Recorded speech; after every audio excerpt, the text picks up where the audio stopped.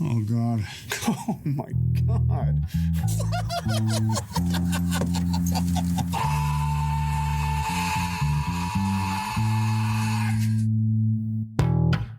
Speaking of decisions I will come to regret, welcome back to Cage Match, a roundabout way of meeting Nicolas Cage.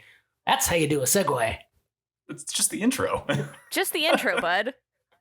By season 2, I think you'll get segues. I'll finally understand what a segue is. We can use all that sweet, sweet Patreon money to hire someone to write segues.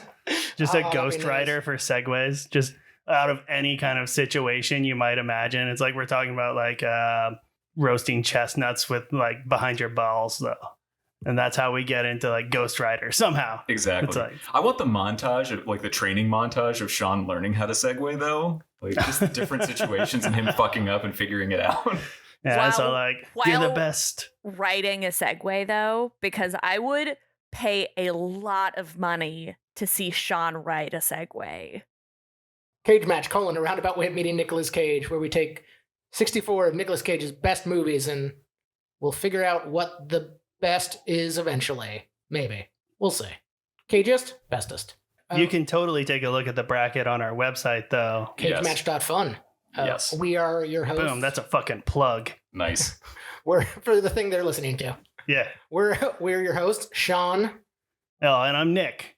And I am producer Peter. And this week we have a special guest, my favorite person and sometimes arch nemesis, Meredith/Mare. I'm Sean's ex-spouse. And we still like each other enough to talk. It's true. And be on my podcast, apparently. To be fair, I did kind of strong arm my way onto this podcast because as soon as you were like, me and Peter and Nick are doing this podcast about Nick Cage movies, I literally was like, as soon as you do The Rock, I have to be on it because it's a perfect film and I love it very much and it's very special to me. And if you don't let me on your podcast, I do know where you live. You actually don't now, though. Bitch, I have access to your Amazon account. I know exactly where the fuck you live. Oh, damn, that's true. All right. How do you think I got your address to send you divorce papers? Oh, now I'm sad. All right. Actually, that brings it back around, and I'm feeling a lot better about this now. Are you feeling good about this? Okay, great. You can edit all of that out, by the way. Keep that in. This is going to be easier than me writing a suicide letter. That's fair. That's fair. Your suicide letter will actually just be directions for somebody to listen to this, so we get one more listen out of your no, death. it's gonna be a QR code, motherfucker. Oh yeah. You have Get to some internet traffic. subscribe to the podcast to get the suicide note. That's good branding. Also, rate and review. Yeah, please. Yeah, it's important, So guys. Meredith is still the one person who's like giving us a written review. Yeah, much appreciated. If anyone wants to write us another review. Except for that guy you're the who only said person. Sean makes Meg Ryan look like blonde Robert Downey Jr. That is also a review. I do count and that it as was a review. written. All right. It was a Reddit review, but it counts as 5 stars in my heart. Okay. This week we are discussing cinematic masterpiece The Rock and cinematic cinema Bangkok Dangerous. Cinematic malware. Yeah, okay. So when we did our episode 0, Sean sort of foisted Bangkok Dangerous on us. It is starring as a Nicolas joke. Cage. And I am pretty furious at him. I'm so mad. Yeah. I was watching Bangkok Dangerous and I was just like, you fucker. You absolute fucker. I know this was Sean's pick. I know it was. Fuck him. What is wrong with you, Sean? What is wrong with you as a human being? I mean, you're the one who married me. I didn't even make it through the whole movie. Oh man, I found out how to make it through it today. It's just bubble bath, really big sandwich, and just don't get up. It's just, I have nothing but bad things to say about this film, so I just can't wait to get into it. Sean, why don't you do a synopsis? That's a segue, motherfucker. So, Bangkok Dangerous from 2008.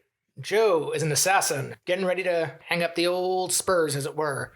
Goes to Bangkok for one last job to kill 4 people. Along the way, makes a friend, meets a deaf woman or a mute woman. Both. Oh, yeah. And then learns a lesson and then kills himself. That's Bangkok Dangerous. Okay, so how about The Rock? Yeah, can we talk about The Rock now for the next hour? No, we need to get through this. It's a shitty movie. It's shitty and I hated it.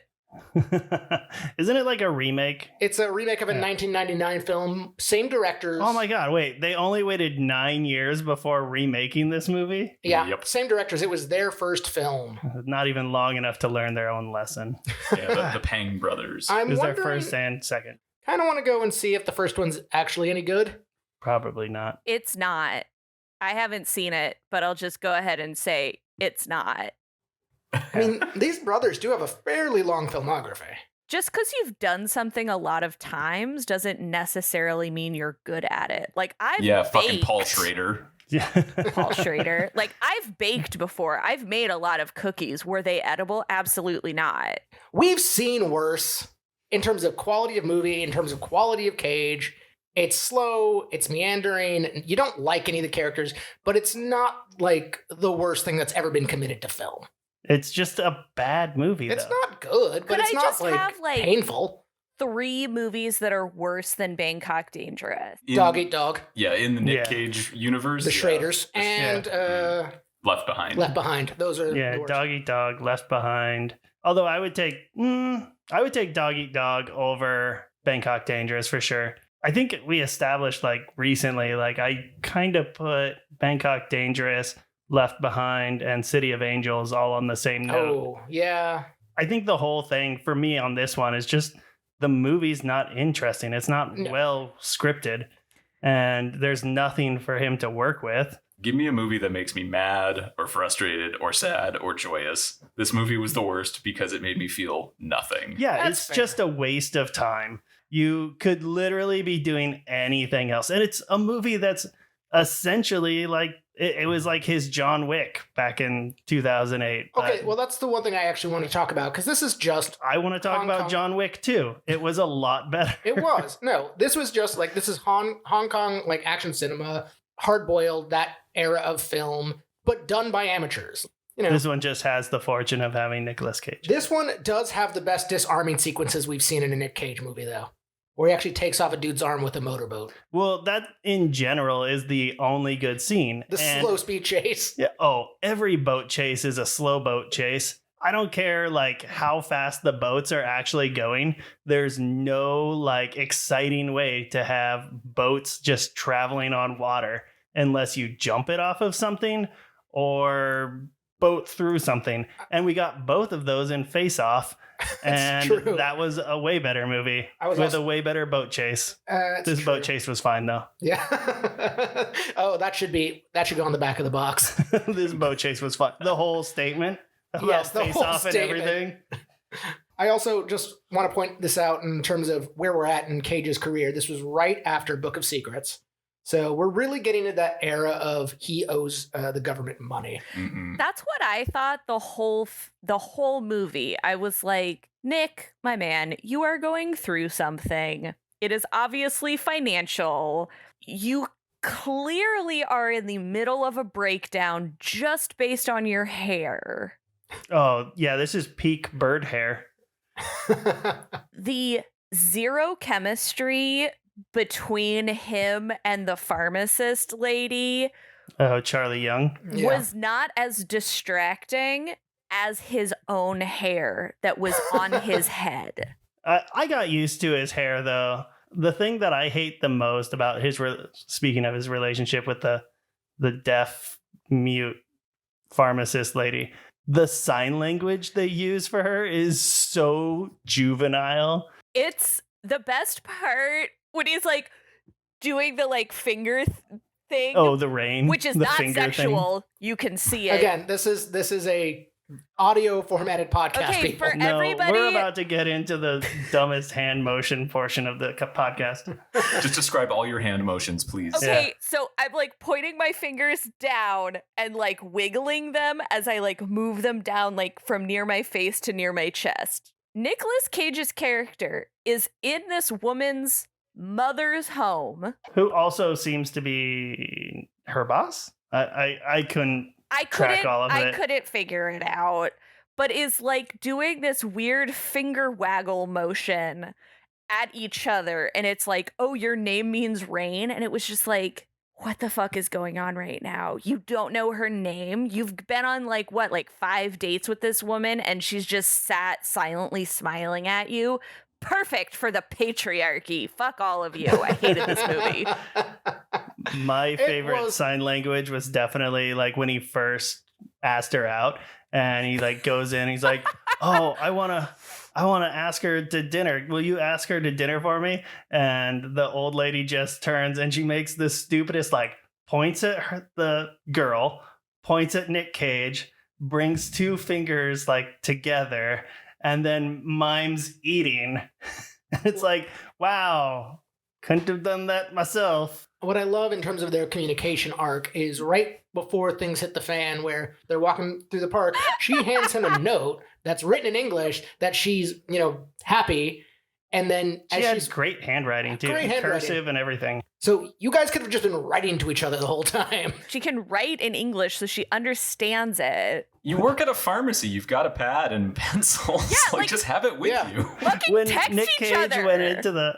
when Nick went into the pharmacy the first time for like the cut on his arm, and she just like goes up to him and then he like smiles at him, asks for something, and she just sits there and stares at him, smiling like an idiot, not making any motion to indicate that she can't hear, that she can't speak his language, nothing, just like stares at him like a dummy. And the other lady, supposedly the mother, just lets it happen, and she just looks like a fool. Obviously, people that are like deaf and mute can definitely work whatever job they want. However, every person I have ever worked with who signs has always usually had like on their badge, like I use ASL or something, and is typically someone that is factored into their job. They are not necessarily the greeter and the first they don't line work the drive-through of customer service defense.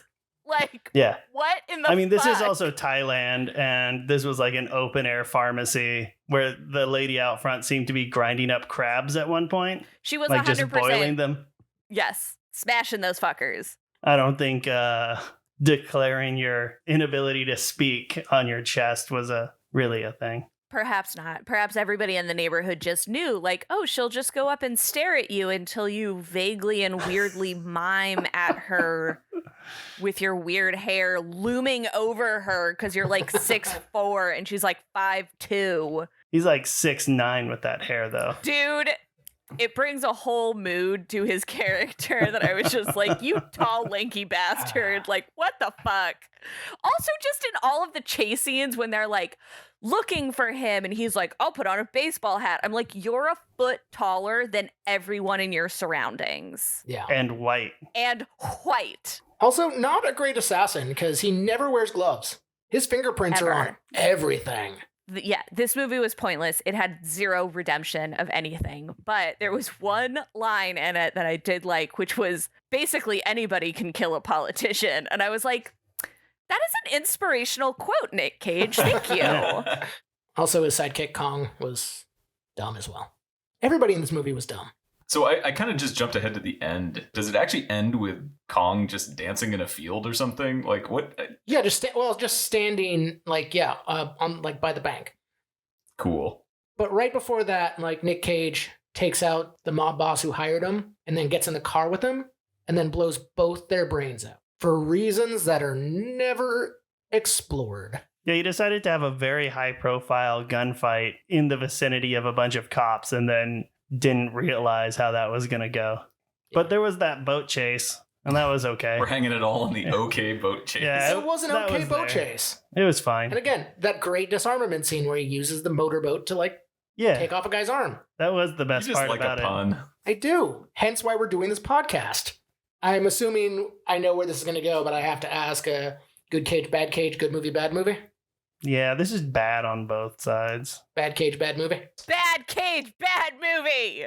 Bad Cage, bad Cage. I mean, your thumbs down was pretty Again. emphatic, but no one can see it. Audio. No one can see it. Audio format. I was waiting for Sean to shut up so I could give my opinion. We've all been This is waiting gonna for be Sean to great. shut up. That's like half the podcast. That's true. Well, we gotta- Everybody waiting for me to talk. God, if we could only fast forward through this Sean stuff. I have the power to just entirely remove him. Yeah, wouldn't that be weird if it was just me and like I'm obviously having a conversation, but there's no Sean? This is like Garfield minus Garfield. This is that'd be starting so to good. become hurtful. And welcome back to Cage Match. I'm Nick with my producer Peter. Hello. That's it. This is all of us. It's the full roster. Why do I Oh, ask man. you guys to do things with me? You did this to you. I know. I don't know why. Let's just crank out like a quote real quick and get the hell off Oh, this I movie. don't even have a quote for this. Yeah, one. I know it's so not quotable. I'm just gonna pick one. So on IMDb, Joe narrating, "You stay invisible too long, the human race starts to look like another species. So you venture out, you observe, and then you return to your invisible world like a ghost."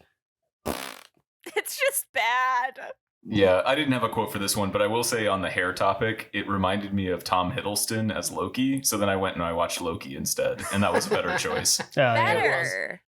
Bum bum bum bum bum bum bum bum bum bum bum bum. Welcome to the Rock.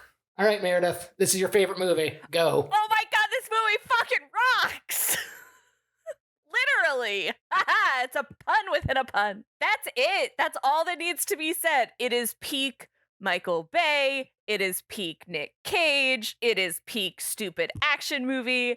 It is peak car chases in San Francisco that are absurd. It is just and that's like, I didn't even mention Sean Connery in those things, and he is also a delight.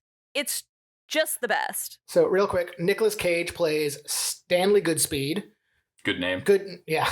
Sean Connery is John Patrick Mason, and Ed Harris plays General Francis X. Hummel. And then there's a bunch of other people too. And there's a lot of people in this. Yeah. Most of them good. Yeah. Oh yeah, it's got Dr. Cox. Yeah, John C. From McGinley's in Scrubs? it. This was just the best mid to late 90s action supporting character mashup of all of these guys that I feel like were in every single action movie from like 1995 to 2002 as sort of tertiary characters, and they're all fantastic. Meredith, when did you see this? Did you see it when you were, 12?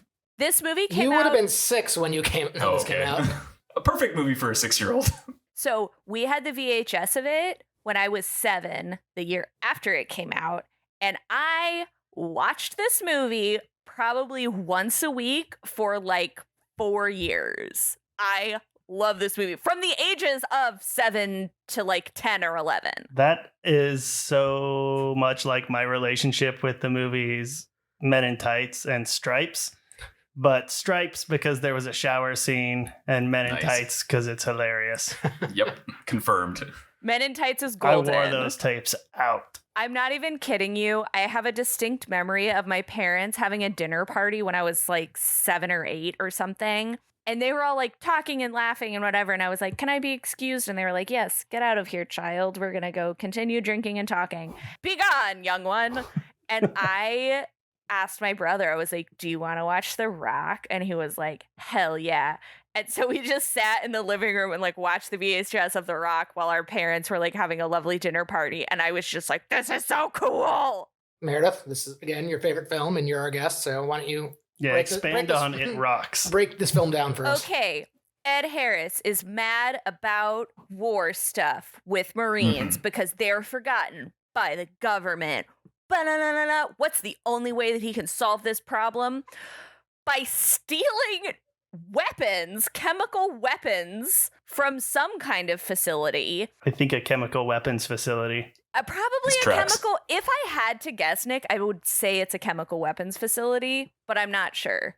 But let's go We're with not scientists. let's But go Nick with Cage is. that. So then Ed Harris and all of his crazy ass mercenary terrorists take over Alcatraz Island with a bunch of tourists on it in a bid to get the government to pay money to the Marines that were forgotten on like a secret mission. It doesn't make like a ton of sense that this would be like the best way to make this happen. But Ed Harris is very convincing, and he has a bunch of dudes that he's convinced to do it. And then what? It's Washington, D.C. Nick Cage is in a chemical lab there's this VX gas, blah, blah, blah, blah, it's crazy. He has to go to San Francisco because there's these chemical weapons. Oh my God. But then they're like, it's Alcatraz. We can't get into Alcatraz. There's no way. No one's ever gotten out. And then one guy's gotten out, but he's blacklisted, blah. He doesn't exist. Who is it? It's fucking Sean Connery with long hair, and he's amazing. And then Nick Cage and Sean Connery and a bunch of Marines who all die infiltrate Alcatraz. They get like, ba-da-da-da-da. What is the thing I'm doing right now with my hands? Shot. They get shot. Also, Michael Biehn played the lead SEAL. Basically, the rest of the movie is Nick Cage and Sean Connery interacting, being the best, and then they like save the day and whatever. That might be our best synopsis. You guys make notes. That was really fucking good. Thank you. You know, everyone at this table knows I don't learn. I was playing Minesweeper. Did you win? No, that's why my computer made noises. Somehow, I'd never seen this film. What? Until now? What? Yes. As an adult? Yeah. No, And you were married to Meredith? There are reasons. How? Well, Wait, Sean, we never shut watched up. this together. You never shared this this thing with me. You're getting second divorced. This is grounds. I must have assumed that you'd already seen it because, again, it's a perfect film. Mostly, I think I've tried to watch it, and the first 10 minutes, I always bounced off of just the Michael Bay slow strokes of the military-industrial complex. Yeah, Michael Bay, man, this is such a, like, you just watch it, and you're like, straight out of the Michael Bay playbook. Everything being shot at a low angle, kind of up, while spinning around people talking. But that's how you know it's serious. He apparently turned down this movie 6 months earlier because he didn't think the script was serious enough. They are talking about annihilating the entire Bay Area with a chemical weapon because 85 people didn't get recognized because they did some shady government shit. Like, it's unhinged. That also dates this movie in that if that were to take place now and the government was like, well, California's going to go away, more than half the government would be like, that's all right. I will say this was a very pre-9/11, pre-rise of visible white nationalist military groups, pre a lot of things that we could say are currently plaguing our country. But I will say there was a certain pure delight in that of like, these are dudes, they're mad about a thing, and they're gonna do something totally fucking insane. And isn't that fun? And also, like, collateral damage, what is that? We're the government, we don't care. I guess the most collateral damage would be the car chase through San Francisco. An entirely worthless scene. Like, needless. Yeah. I mean, it's a fun car chase, but it's a needless scene to the film. Actually causes some issues with the character of Nick Cage, who isn't a field agent, isn't supposed to be an action guy, and kind of that's his arc, but he can, drive that Lamborghini through San Francisco like it's nothing. He jumps it through a fucking shop window. Yeah. Fun fact. Which is cool. In that car chase scene, the Humvee that Sean Connery steals, the guy who he steals it from, same actor that Ed Harris steals a car from in National Treasure 2. Interesting. Yeah. That's a Bruckheimer connection. That's a Bruckheimer connection. This is one of 5 Bruckheimers that we'll watch for this. It's Nick Cage's first time working with Bruckheimer. Also, the last time Bruckheimer worked with his producing partner, they had a falling out due to drugs. Who was doing them, who was buying them or selling them, and who wasn't sharing? Not Bruckheimer. I don't remember what the guy's other name was. Yeah, it's probably the guy that didn't continue a career. if there's one guy that really suffered negatively from the drug connection, it's probably the guy we don't know the name of. That's fair. That's fair. This is the start of peak Nick Cage action hero, though, because his next 2 films were Con Air and Face Off. So this kicked Good off movies. an era for him. And before this, he was mostly still in the comedy, sometimes drama thing. Like, we had Red Rock West, which is more the comedy. Yeah, Red Rock West was definitely... it wasn't comedy, but it was... Well, it was sort of... It was a comedy of dark errors. comedy farce. Yeah. And this was the next movie after his Oscar win. This came out right after leaving Las Vegas. Yeah, he was really in the pocket right here. Yeah. This is some of his best stuff. That's what I mean. It's peak. He actually gives a shit. He's actually clearly acting and invested and is extremely funny and charming. Again, with the exception of the weird car chase, consistent to his character. He was the one who decided his character didn't swear. Oh, that's right. There was a little bit of swearing in this movie. Yeah, but he just gives like a G and a golly. Zeus's butthole. He grabs Sean Connery and says, "Hey, a-hole," and I was like, "Just say ass, my man. Come on." What do you say we cut the chit chat? A-hole. Yes. I like when people say fucking A.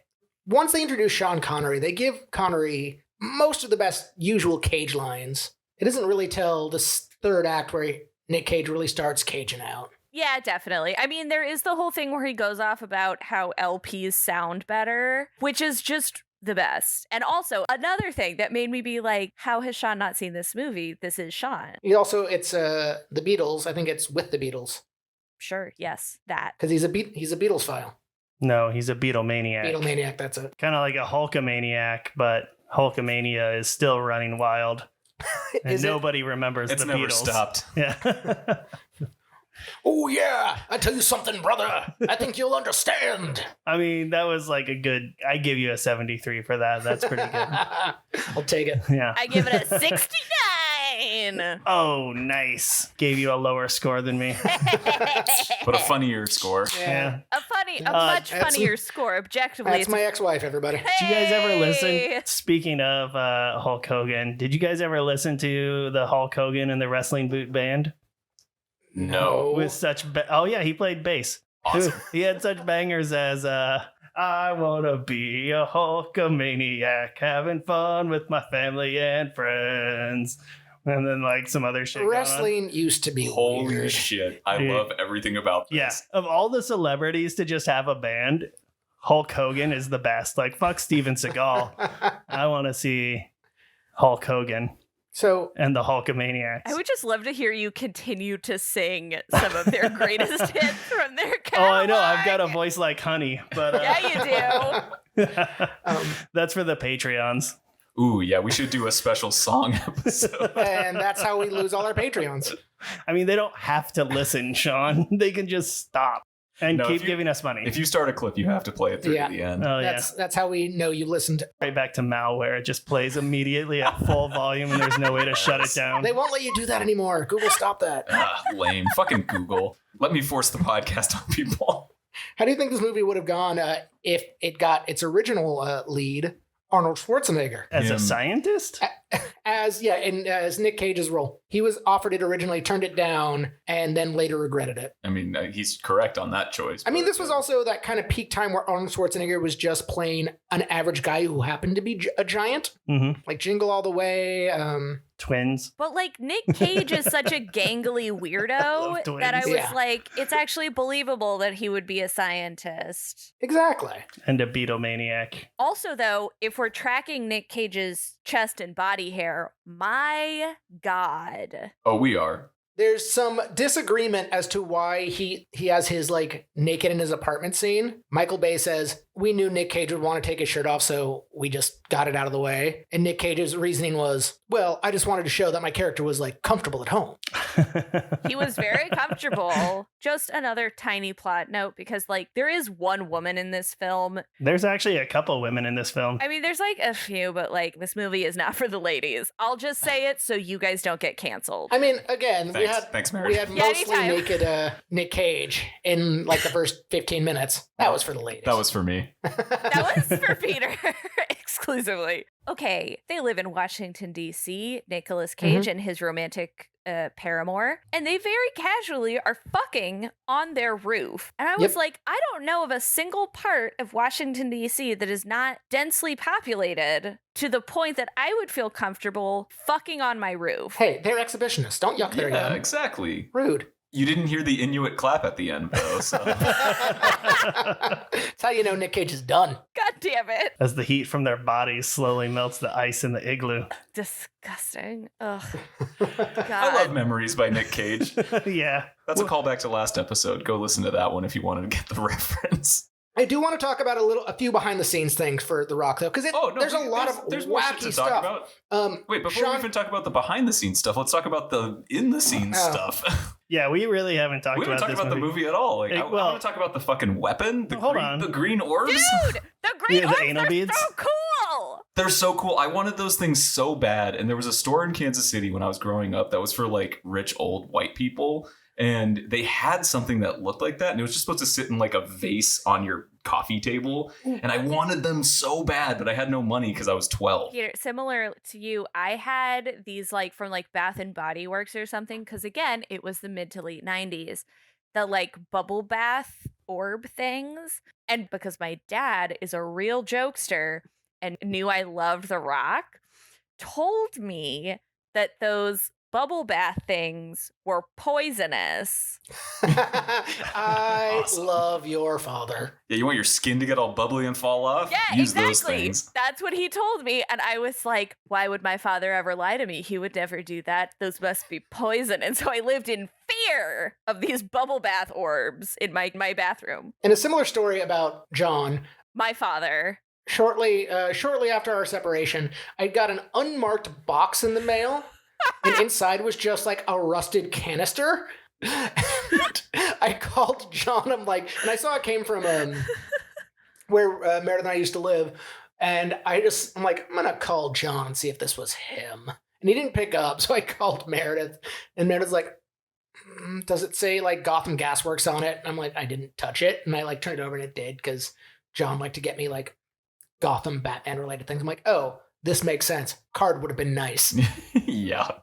So you lived in the Bay Area. Yes. Did either of you ever go to Alcatraz? Yeah.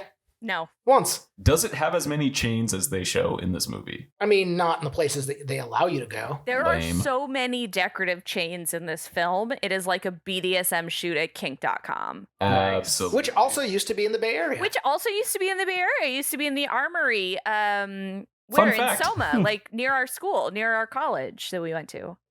No, just going back to Alcatraz real quick. The powers that be, the producers wanted this film to be done on a soundstage in LA with just a few shots of Alcatraz to kind of sell it as San Francisco. Michael Bay was quoted as saying, I gotta shoot on the island because this island is so fucking bitchin'. That's a very Michael Bay thing to have said, yes. Sean Connery lived on the island for the shoot.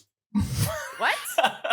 Sean Connery had them build a cabin on the island for him to live on because he didn't want to commute to and from the city every day. I just imagine him like bathing in that gross ass cistern. I just imagine him in Zardoz, and that's the only thing I ever picture him in. That movie's gold. There was one day, I think it was when Sean and I were in college, and we were talking about Sean Connery, and we were on the like bus to go to school. And I said something about Zardoz. I was like, oh yeah, Connery and Zardoz, the man of my dreams. And Sean was like, what are you talking about? And I was like, everybody on this whole bus, shut up.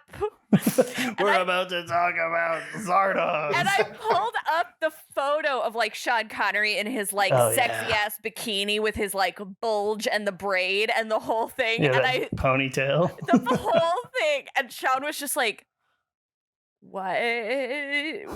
Like it broke your brain. Like I could see it happening, and I was so proud. Yeah, that's the man that my parents decided to name me after. Yes, it is. Oh, Yeah, and what a man. good choice. Good choice. Yeah. Respect. Yes. So I grew up around the Bay Area. Obviously, Sean and I went to school there. Sean is from there. It was very sweet to see late 90s San Francisco again. I was like, oh my God, the San Francisco of my youth, not the one that is crowded with tech bros wearing fucking Patagucci jackets and whatever. That chase sequence would be much different right now with the current traffic in that city. So the chemistry of Sean Connery and Nicolas Cage cannot be denied. It's They perfect. make this movie. It's amazing. It's Absolutely. perfect. It's good. What did you guys think of the old Hans Zimmer score? I don't remember it. Yeah, none of it actually strikes me as memorable. The only moment that is vaguely memorable score-wise is when Nick Cage like has jabbed himself in the heart with atropine at the very end of the film and is like, You mean when he jabs himself in the stomach with it? I mean, Right, yeah, yeah, right, it was exactly. like that. It was like in his diaphragm. I was like, bro, do you know where your heart is? You're a scientist. And he like goes out with the two flares and it's like, ga-da-da-da, and it's amazing. And there's like Blue Angels are coming in and it's like, oh God. And the music swells and it's just like peak testosterone and it's really great. This was the era of Final Fantasy VIII was coming out. There was a demo disc that got bundled with a game called Brave Fencer Musashi. I don't know if any of you guys played that one. I remember this game and I remember this disc. Yeah, and the demo has the beginning of Final Fantasy VIII is like a landing scene where you're landing on an island and it's a big military move. Yeah. And the music on that demo disc ripped this score off so fucking bad that they had to change it for the actual release of the game. That's awesome. I love it. That's my fun fact.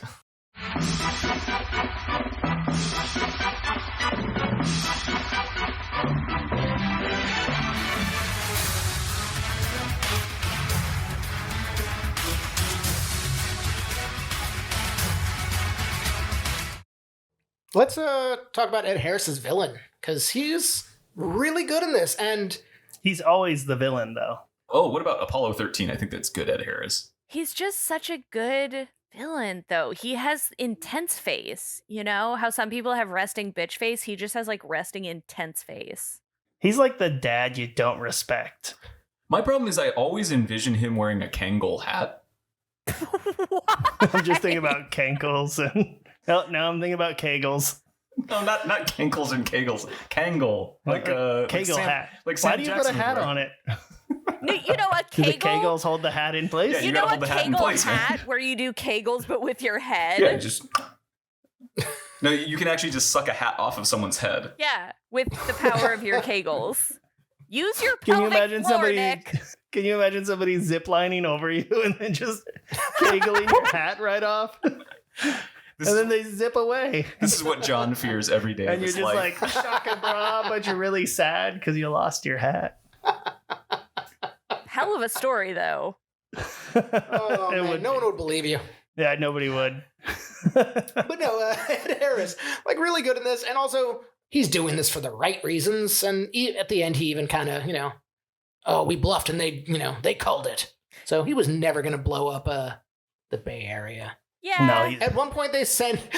he's a Although coward. apparently not a Raiders fan, because the one missile they do fire, they sent to Oakland to the football game. They were going to the baseball game. It was the Giants, not... No, it was in Oakland, though. It was in Oakland, so it would be the A's. No, but They they said they the said football baseball. game. We're going to fact check this shit. Yeah. Okay. Sorry. I will just say that I know it wasn't the Coliseum because the seats were red. The seats were red. And Oko does not have red seats. They do Of not. people to know about this, you would be one of those people to know. Yeah. I've sat in those seats. I know they're not. Nick has just been on the internet trying to prove his point. Yeah, I heard him tapping away. I was curious what was Yeah. going on. Nick, I was wrong. It wasn't a baseball game, but it was Candlestick Park. Weird, because that is not in Oakland. no, it's not. No, it's not. I mean, it was also all CG as well. You mean they didn't just launch and abort a missile filled with sarin gas? Cowards. Fucking Cowards. cowards. I mean, either way, those stadiums are right next to each other, so it doesn't really matter. Well, the other thing that I love too, just like if you're from the Bay Area, they're talking about how they're going to launch a missile at San Francisco. It's at San Francisco, San Francisco. And then the first missile they launch, they send that shit to Oakland. Who else is in this film? Michael Bihn's in this film for a bit. He's fun. The most, scrawny action hero there is. Who was he? Who is he? He was Hicks in Aliens. He was in Terminator. John Connor's dad Yeah. or whatever. I can't remember his name in the first Terminator. Yeah, I can't remember either. Kylo Reese. No, I mean, who was he in this film that we're talking He was the about? leader of the SEALs, SEALs, yeah. when they came in. He was the one who's like, I can't give that order. I won't give that order. Oh. When they get shot in the shower. I just love Michael Biehn, so whenever I see him in something, I'm like, hey, it's Michael Biehn. One of my random actor notes is I wrote slick hair, little mustache. That was a guy named Paxton who was played by William Forsythe, who the last time we saw him, he was playing John Goodman's brother in Raising Arizona. Yeah. So I do want to just make sure we get in here. Sean Connery got like the entire crew sick. With what? So Mono. Herpes. all of the so when they were doing all the water scenes, interior water scenes, Sean Connery wanted the water to be heated to 90 degrees. And then like everyone got the stomach flu and doctors were just like, yeah, that's a fucking petri dish that you made there. in the Someone water."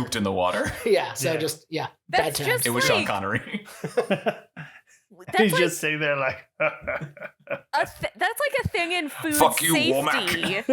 of like under 40 degrees and above whatever, like 140 degrees, like bacteria can't survive. But anything that's between like 41 degrees and 139 degrees, like bacteria thrives. Sean Connery, stop it.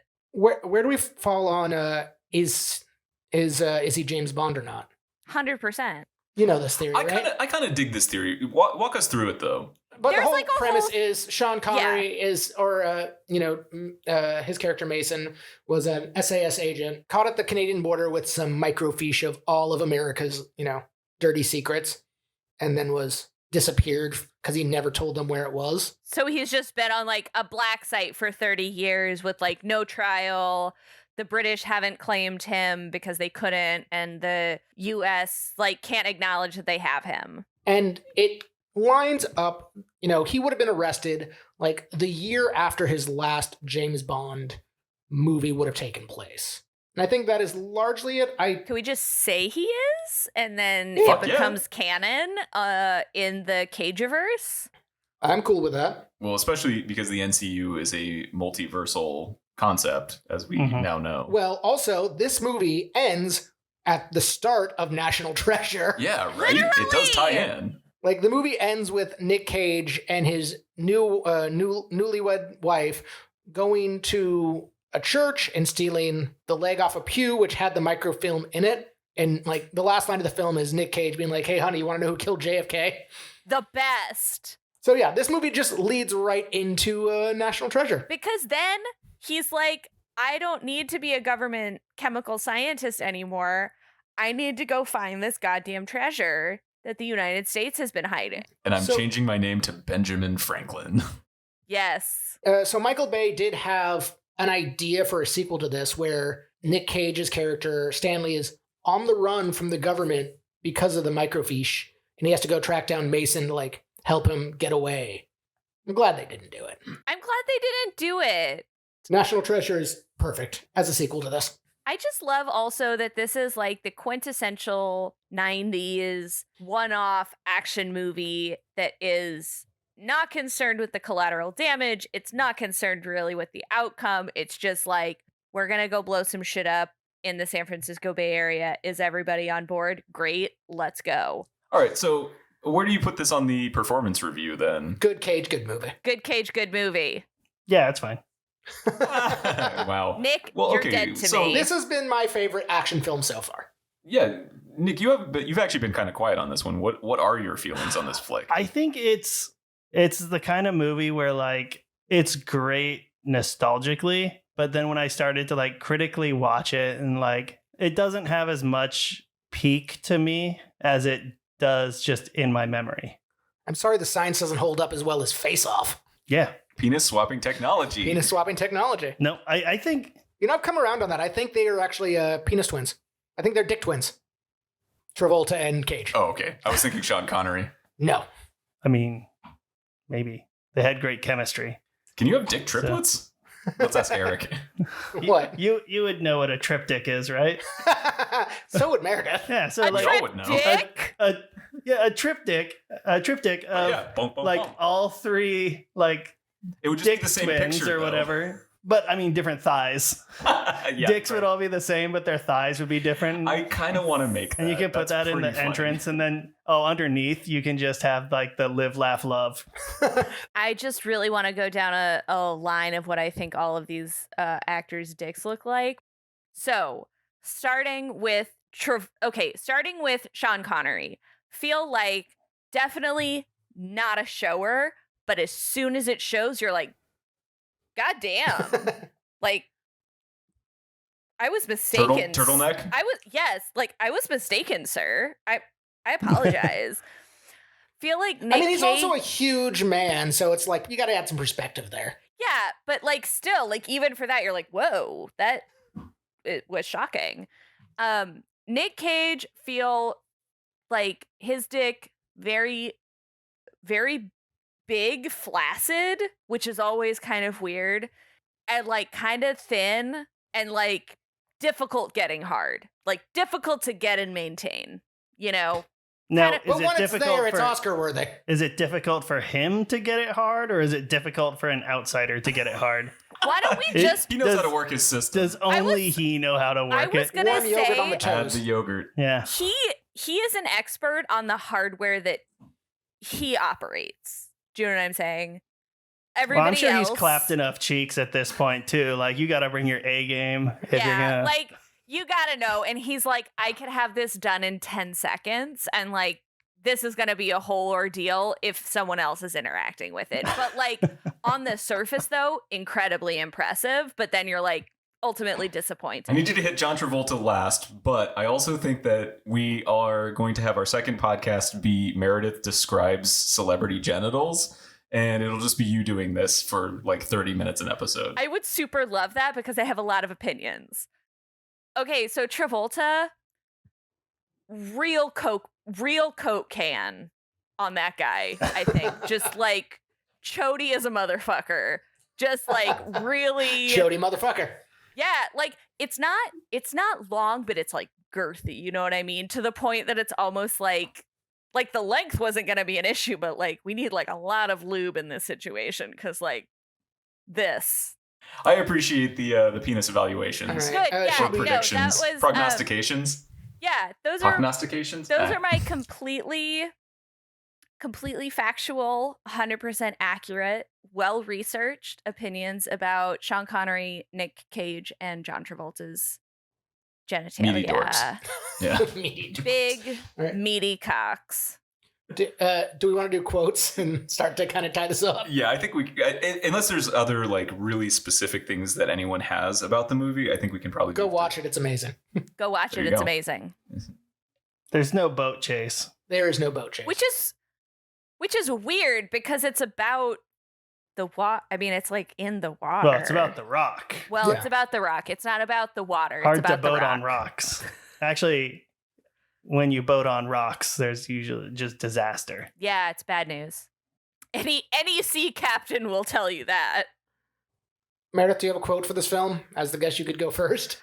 I feel like everything that Sean Connery says is amazing and everything Nick Cage says is amazing. So anything that they say at any point in this film is my favorite quote. Nick? I don't find it to be like a remarkably quotable movie. I don't know. Like I said, this movie's fine. But if I had to say something, I would just pick out the hair cutting scene where like Sean Connery's getting his hair cut and By the peak 90s, like flamboyant. The Hairdresser. worst gay stereotype of the mid 90s. yeah. And so Mason just asks, am I out of style? And Goodspeed just says, unless you're a 20-year-old guitarist from Seattle, it's a grunge thing. And it's like, that line sucked. Actually, every time he opened his mouth to talk about music, I resented him. That's totally fair. I got a Sean Connery one. I'm I got a a Cage one. Beatlemaniac. I'll do my Cage first. Well, I'm one of those fortunate people who like my job, sir.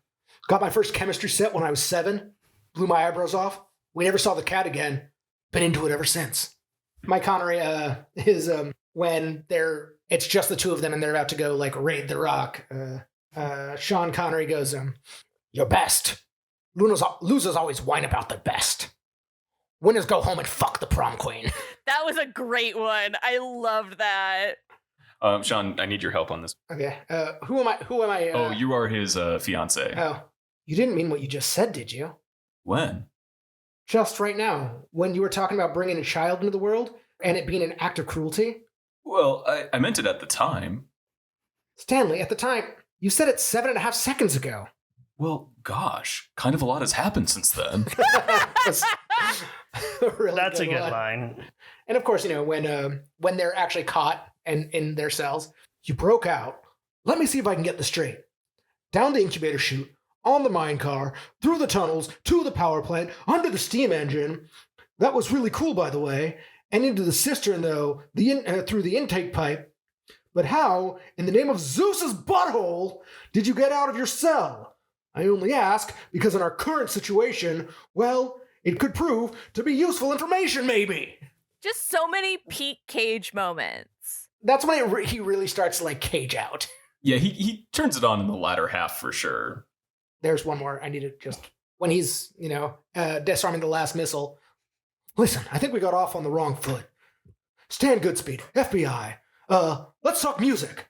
Do you like Elton John's song, Rocket Man? I don't like soft-ass shit. Oh, you.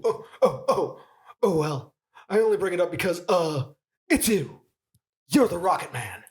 And then launches a missile into the guy's chest. That was kind of rad. Which didn't kill him.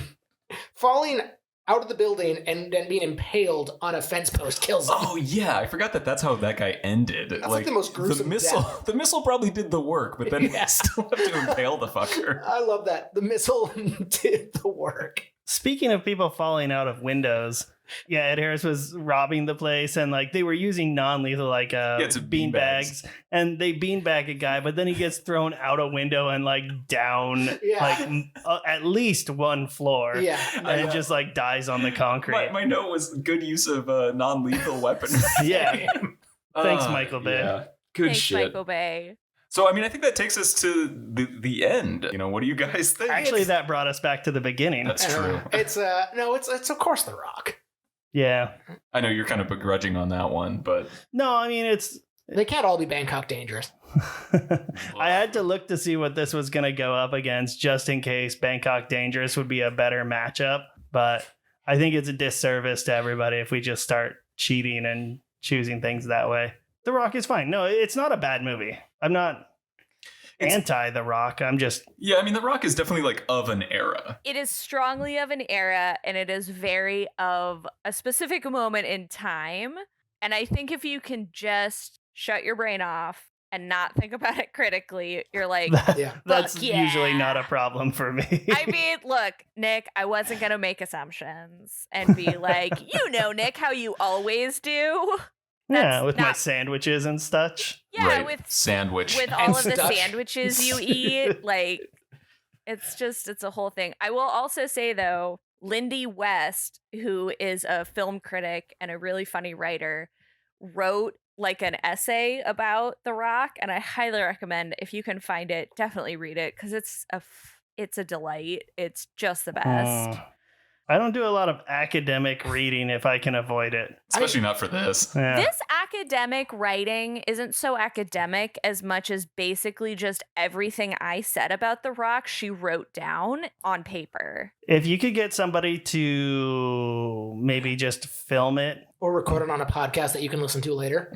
Actually, that you chime in on occasionally. That would literally not work because I don't listen to podcasts. You listen to this podcast. Did Lindy West describe celebrity penises? Lindy West did not. And you know what? That's the X factor I bring. You know what I'm saying? Perfect. Do you have anything else you want to plug, Meredith? Phrasing. Shut up. I know my audience, and at the moment, my audience is my ex-wife. I'm gonna not take the bait on that one. If people want to see my misadventures in owning a house, they can check me out on Instagram at Lawn Daddy Lives Here. Great name. Thank you. Other than that, no, I would just encourage everybody to listen to this great podcast called Cage Match. Has these two great folks on it, Sean and Nick. They're great. Peter's there as well. It's amazing. Thanks. I love it. Rate, there. review, and subscribe. Wow, doing all our work for us. Yeah, actually, so... I'm really excited for next time because we're finally watching The Unbearable Weight of Massive Talent. Yeah, so people can finally stop yelling at us for not having seen that movie. Yeah. Which will be really nice. I have limited time.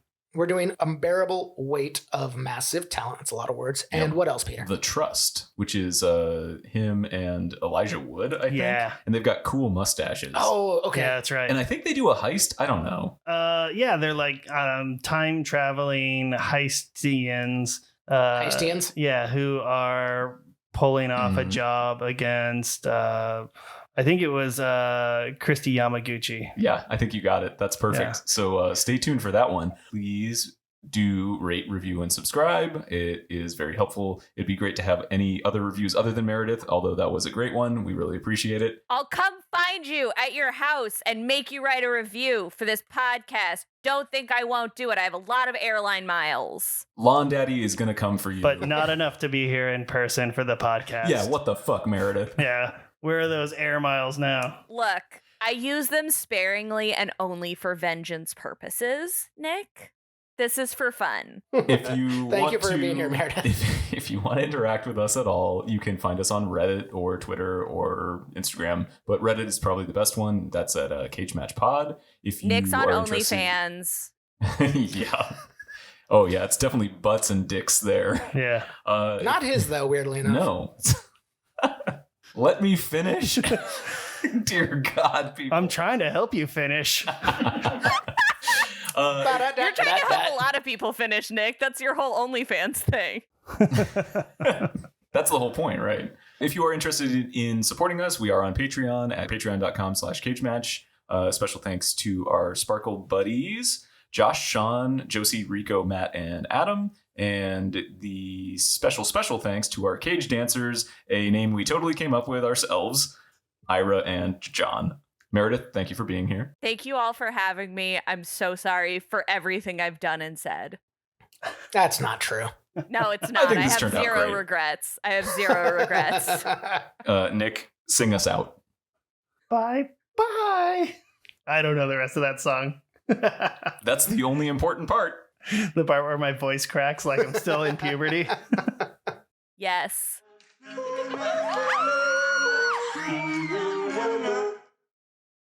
Bye. Bye. All right, so I just want to say this because I saw this and laughed. The assistant prop master was named Skip Crank. Man, you Good never name. skip a crank. You can't Yeah, you skip get a backed up. crank. Not Yeah. on a Sunday. Woo. What is going on out there? Lightning, we established. I know, but it's weird. It is weird. I'm not used to hearing like big thunder. Yeah. Y'all have been away. I'm scared. Man, y'all have been away from the East Coast for too long. Well, I just Also, I'm Sean, going to start calling maybe. you Big Thunder, Peter. I don't know if either of you have ever lived in the East Coast. Please don't call me Big Thunder. I just want the listeners at home to know Sean has a tattoo on the back of Nick, his we don't need to do neck this. that says Tethered Virtue. Peter. That's from a poem that he wrote When I was 17. when he was Hold on, wait. 17. I'm back in the conversation. Let's not. When he was It had 17. to do with an Inuit. And he has it tattooed on the back of his neck. It's beautiful. Like, it is a beautiful script tattoo. But when I first met Sean ages ago, I like asked him about it and he was like, I don't want to talk about it. And then like several years later, I got the full story and I was just like, this is the best thing ever. And I love it. Someday I'm going to get a tattoo of Guy Fieri on my butt cheek. And it's just going to be his face. And it's going to say, welcome to Flavor Town around it. Perfect. Fuck yes. Hometown It's the boy. perfect tattoo.